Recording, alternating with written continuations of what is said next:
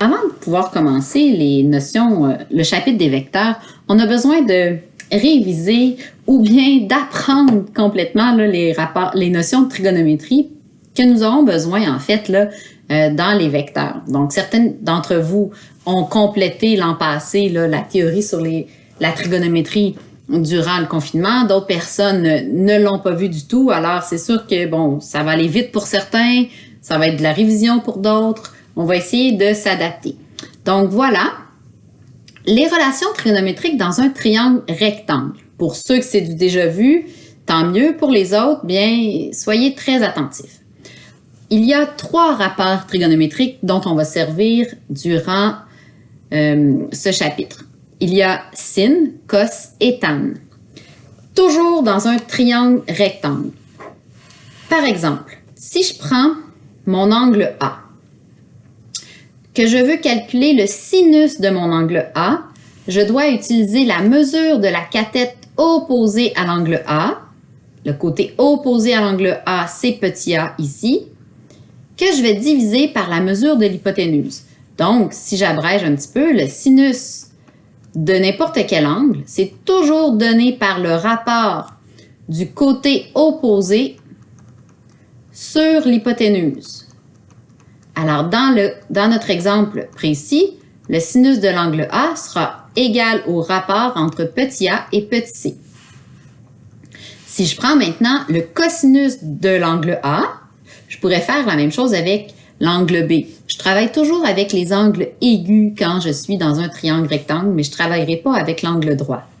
Donc, si je fais encore le cosinus de l'angle A, bien là, je vais prendre la mesure de la cathète adjacente, donc le côté adjacent à l'angle A, c'est petit b, que je divise par la mesure de l'hypoténuse. Donc, le cosinus de l'angle A, c'est le rapport entre le côté adjacent à l'angle A sur l'hypoténuse. Alors, si je prends concrètement dans l'exemple que nous avons ici, le cosinus de l'angle A va être égal à petit b sur c. Un autre rapport trigonométrique qui va nous être utile, c'est la tangente. La tangente, elle est donnée par le côté opposé à l'angle A, que l'on divise par la mesure du côté adjacent à l'angle A. Donc, tan d'un angle, c'est le rapport entre le côté opposé et le côté adjacent. Donc, dans notre cas ici, la tangente de l'angle A, le côté opposé à l'angle A, c'est petit a, et le côté adjacent à l'angle B, c'est petit b. Par habitude, là, on va toujours nommer notre triangle en nommant les sommets avec des lettres majuscules et en nommant le côté qui lui est opposé avec la même lettre, mais en minuscule. Donc, c'est comme ça qu'on fonctionne là, dans les rapports trigonométriques. C'est juste une convention, par exemple. Ce n'est pas une obligation. Ici, on a un deuxième exemple qui a été fait pour vous. Donc, par exemple, si je veux le sinus de l'angle E, le sinus de l'angle E qui est juste ici, je sais que le sinus, c'est le rapport entre le côté opposé et l'hypoténuse. Donc, j'ai fait la division entre 12 et 20. Ça me donne 0,6. Et on a fait ça pour chaque mesure d'angle. Un petit truc pour vous rappeler du sinus, du cosinus et de la tangente, je vous donne le truc suivant. SOHCAHTOA. SOHCAHTOA, je vais l'écrire comme ça. Alors, ça ici, là, c'est la petite phrase clé qui nous aide à se souvenir, OK, sinus, c'est quoi, sur quoi, c'est le rapport de quoi, sur quoi. Bien, regardez, S majuscule, sinus, O pour opposé, puis H pour hypoténuse. Alors, sinus, côté opposé sur hypoténuse. Cosinus, côté adjacent, A pour adjacent, H pour hypoténuse. Tangente, côté opposé sur côté adjacent. Donc, SOHCAHTOA va vous aider vraiment là, à retenir vos 3 rapports trigonométriques. Les rapports trigonométriques sont utiles aussi pour trouver des mesures d'angle. Bon, là, on a des exemples de faits, mais vous allez voir à la page suivante, on va prendre le temps de faire les exemples au complet. Là. Ici, les exemples sont faits pour vous. J'ai un angle, je cherchais son sinus. Donc, le sinus de l'angle, c'est le côté opposé sur l'hypoténuse. Moi, je cherche la mesure de l'angle. Donc, c'est l'inverse que je dois faire. Sur votre calculatrice, vous allez appuyer sur sin moins 1 de 4 cinquième. Et là, vous allez obtenir la valeur de l'angle A. Les rapports trigonométriques sin, cos et tan sont très utiles pour trouver soit des côtés ou des mesures d'angle. Assurez-vous toujours que votre calculatrice est en degrés par contre.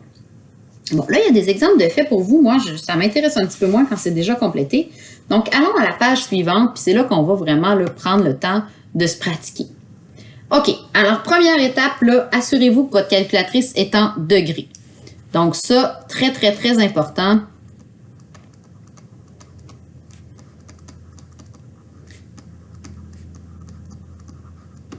Pour le vérifier, pitonne sur ta calculatrice sin de 30 degrés.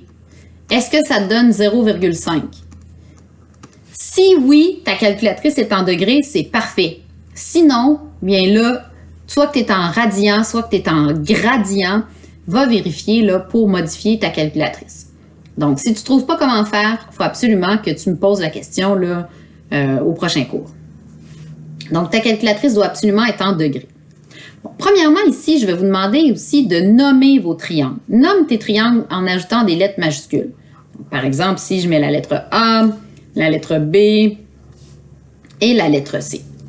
Là, je vais faire une démarche vraiment détaillée, comme si vous aviez été mon élève l'an passé. On l'aurait appris comme ça pour une première fois, mais on n'aurait pas toujours utilisé cette démarche aussi détaillée. Mais je vous le montre au moins une fois. Donc, moi, ce que je disais à mes élèves, c'est de repérer ce que l'on connaît. Donc, qu'est-ce que je connais ici? Je l'écris. Je connais. OK, là, je m'adresse vraiment aux personnes qui ne l'ont jamais fait. Je connais la mesure de l'angle A. Mais pour les autres qui l'ont fait durant le confinement, assurez-vous que vous me suivez très bien. Là. Donc, je connais la mesure de l'angle A qui vaut 72 degrés. Je connais également son côté opposé. Je vais l'appeler comme ça, côté opposé à l'angle A qui vaut 20 cm. Qu'est-ce que je cherche? Bien, je cherche l'hypoténuse. Je vous disais tout à l'heure que les rapports trigonométriques me permettaient de trouver soit des côtés ou des angles. Bien, en voici un exemple où je cherche un côté. Donc, je cherche la valeur de l'hypoténuse.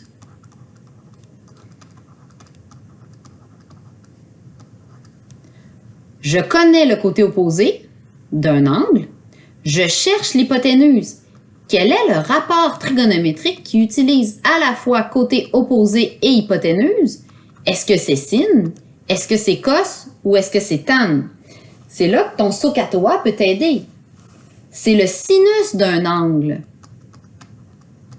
qui utilise le côté opposé et l'hypoténuse. SOHCAHTOA. Sinus opposé sur hypoténuse. J'ai écrit ma formule et là, dans ma formule, je vais aller remplacer tout ce que je connais. Je connais la valeur de l'angle A qui vaut 72. Faites attention, écrivez pas juste 72. C'est le sinus de 72 qui nous intéresse. Le côté opposé, il vaut 20. Puis mon hypoténuse, c'est mon inconnu. Et là, j'ai un produit croisé à faire pour trouver la valeur de x. Imaginez-vous que ça, c'est sur 1. Alors, pour trouver la valeur de x, vous allez faire 20 fois 1 divisé par sin de 72. Donc, 20 divisé par sin de 72. Si votre calculatrice est en degrés et que vous faites votre pitonnage comme il faut, vous allez obtenir que l'hypoténuse vaut 21,03 cm. Alors là, pour les personnes qui n'ont jamais fait les rapports trigonométriques sin cos tan, cette démarche-là, de prendre le temps d'identifier je connais, je cherche la formule, c'est absolument nécessaire. Pour quelqu'un qui déjà maîtrise assez bien les rapports trigonométriques, je vais vous montrer une façon de faire un petit peu plus rapidement. Donc, par exemple, on va faire la lettre C ensemble. Donc, pour la lettre C ici, je vais encore une fois identifier mes sommets A, B, C. Alors, qu'est-ce que je connais? Je connais un angle. Je connais l'angle A. Je cherche son côté qui lui est opposé et je connais son côté adjacent. Donc, je connais un angle, je connais son côté adjacent, je cherche le côté opposé. Donc là, je dois me demander quel est le rapport trigonométrique qui utilise à la fois côté opposé et côté adjacent. Est-ce que c'est sin, est-ce que c'est cos ou est-ce que c'est tan? C'est tan. Donc, je vais tout de suite partir avec ma formule. Je vais dire tan de A, et là, je fais la lettre C, là. Pas vous mélanger, ça ici, c'était la lettre A du numéro, ça, c'est la lettre C. Donc, tan de A, c'est égal au rapport du côté opposé sur le côté adjacent.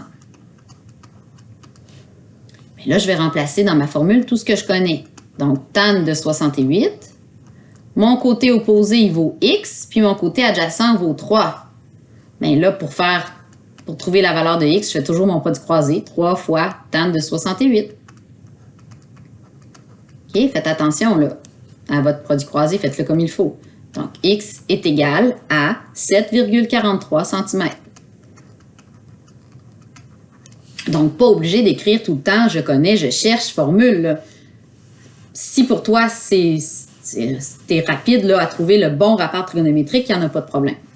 Donc, ça, c'est pour trouver des côtés. Qu'est-ce qu'on fait si on cherche des mesures d'angle? Alors, on va faire ensemble la lettre D. La lettre D ici, encore une fois, je vais nommer mes sommets. Ah, regardez la lettre D. Je cherche un angle. Tiens, je vais le faire au complet, celui-là aussi, là. Je connais. Toujours par rapport à l'angle que je cherche, je connais le côté opposé à l'angle A, côté opposé à l'angle A, qui vaut 12. Je connais le côté adjacent à l'angle A, qui vaut 20.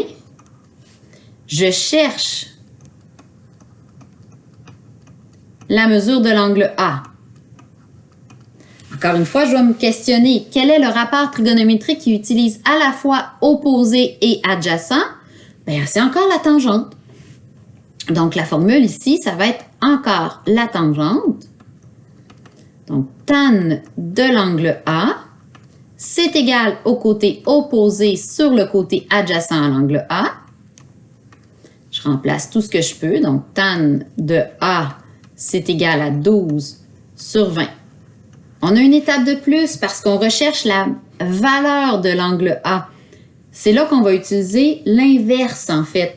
On ne cherche pas un côté, on cherche son angle. Donc, la mesure de l'angle A, je vais trouver sur ma calculatrice la touche tan-1. Hein. Dans le fond, vous avez à faire deuxième fonction tangente de 12 divisé par 20. C'est pas une fraction, là, c'est une division. 12 divisé par 20. Une fraction, c'est une division de toute façon, mais appuyez pas sur la touche ABC, là. C'est pas ça. C'est 12 divisé par 20. Donc, la mesure de l'angle A vaut 30,96. Alors là, je vous laisse vous pratiquer avec les exercices de la page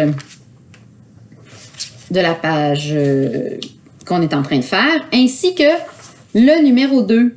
Donc, dans le numéro 2, parce que ça, c'est tous des numéros avec les triangles rectangles.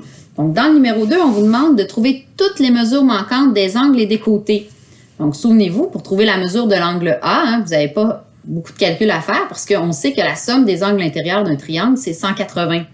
Donc, pour trouver la mesure de l'angle A, vous avez juste à faire 180, moins 42, moins 90. Là. Et ensuite, on vous demande d'aller trouver les mesures des autres côtés manquants. Donc, si je les identifie en fonction des lettres majuscules qu'on a données, on aimerait trouver petit a et petit b. Donc, à vous de vous mettre au travail et de faire aussi les exercices qu'on vous demande là, dans le volume parce que c'est vraiment important de devenir habile avec nos 3 rapports trigonométriques avant de faire les vecteurs.